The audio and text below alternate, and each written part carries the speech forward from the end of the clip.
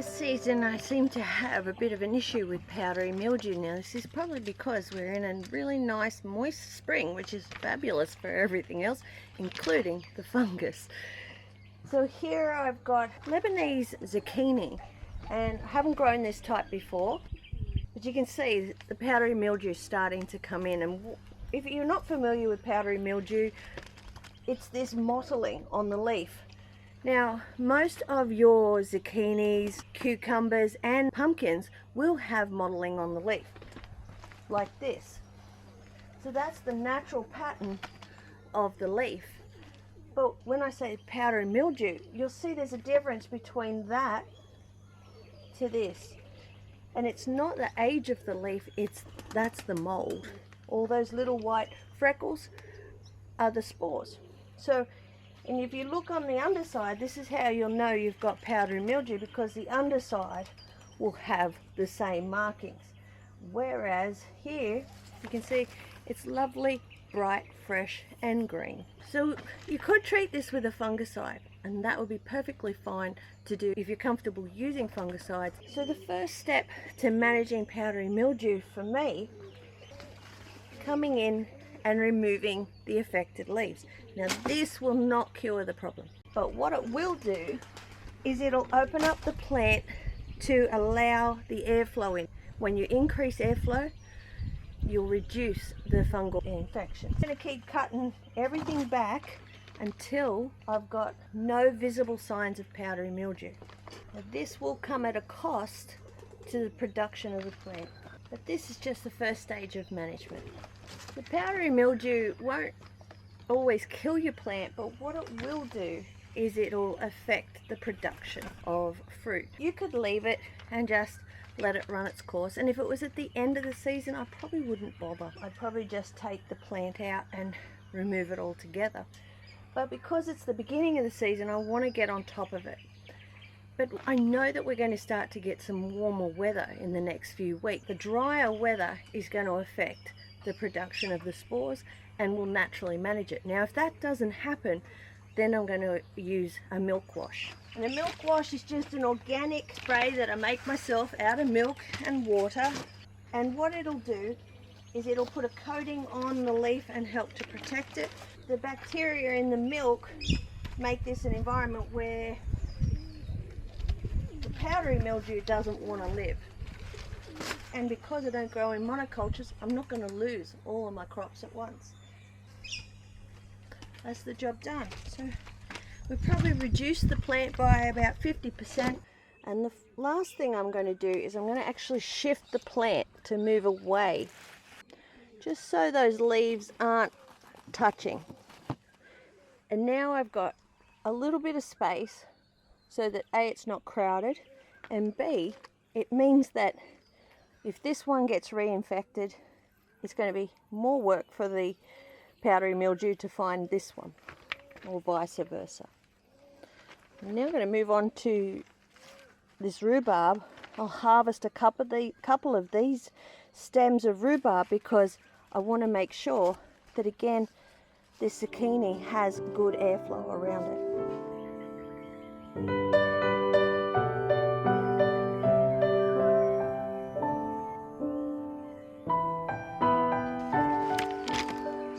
When I harvest my rhubarb, I always chop off the leaves straight away because these are huge and they're going to suck the moisture out of the stem now that it's no longer connected to the root system. This one is starting to yellow. Now I never cut my rhubarb. Always pull. And what you want to have is this little piece on here. You can see I've got it on this one as well. And what this does is it leaves a very small surface area of damage on the rhubarb crown. It just helps the plant to heal itself faster. I think I'll make some fabulous apple and rhubarb turnovers. Gorgeous. Look at the size of it. Isn't it beautiful? Some of them are very firmly in place. I'm happy with that for the time being. We've got a little bit of airflow. Now this is going to help the rhubarb through the hotter weeks ahead. The rhubarb is starting to have some battles with the hot side of the garden. This is the north facing, so we're in the southern hemisphere in Australia. So taking out a few leaves is going to be beneficial. The plant doesn't have to work so hard. Leaves like this I won't leave on my rhubarb because it means that it's got to actually work to heal all of that. So I'll harvest that stem. Okay. This is how I like to harvest. I'm not looking to harvest rhubarb at the moment. I didn't have any plan. I don't need it in the kitchen as such. But as I come down and I have a look through the garden and I can see that the rhubarb plant's needing just a little bit of a clean up, a little bit of support, and the zucchini next door to it is struggling, then this tells me that this is where I'm going to be working from and harvesting. So I'll take good care of the plant by stripping off some of those heavy feeding leaves. I'll then utilize the produce in the kitchen.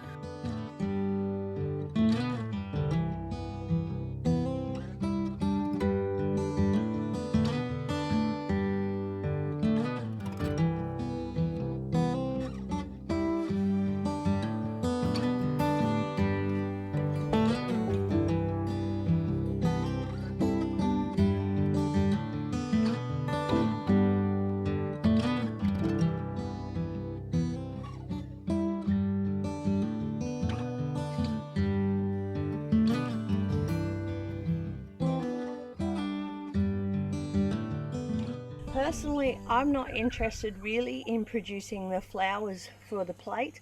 I'm more interested in producing the stems. So if I leave the flowers on, it's going to come at the cost of the stems. So I want to get those flowers off. But if you love the flowers and want to let the plant go through its own reproductive cycle, then keep your flowers on. Now rhubarb flowers are actually edible, but you want to eat just the flowery part, not necessarily the stem, preferably when they're closed, and they can be shaved and popped over a salad or slightly fried like a stir fry type of thing, and they're quite nice. But if you let the flowers open, they get a very pungent smell to them and they're not particularly very nice. But as they are here, they're quite edible and they don't have that pungent smell at this point. So really quite delicious. This will be going into today's salad. And I'm just pulling them out. You can see, just like I do with the rhubarb stems themselves. This is why it's better to get them when they're younger, because they're a little bit easier to pull out. It's the tighter ones that I prefer. I'll eat that, and I'll definitely eat that.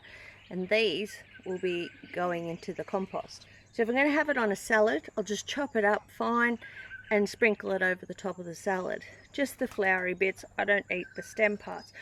But if you're having it in a stir fry, then I'll just break off it like you would a broccoli floret. And that's the rhubarb managed. Fabulous. And we've got enough to fill the belly.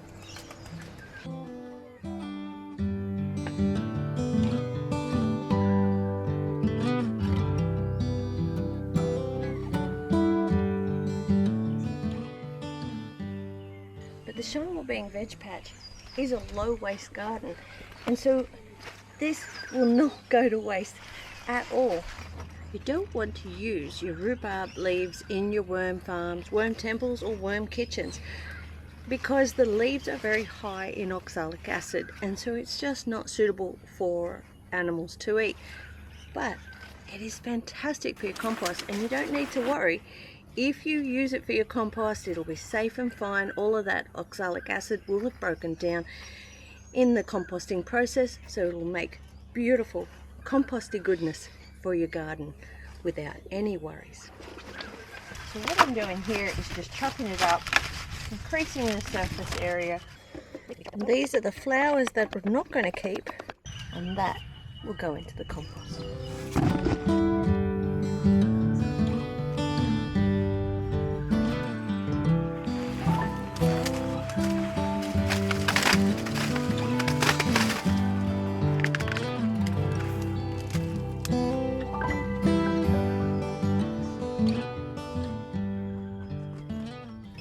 have a compost, what do you do with your rhubarb waste? Not a problem. You can dig a hole direct in your garden and pop it straight in the soil, cover it back over and plant away. And that fabulous rhubarby goodness is going to break down without the risk of any of that oxalic acid being an issue down the track.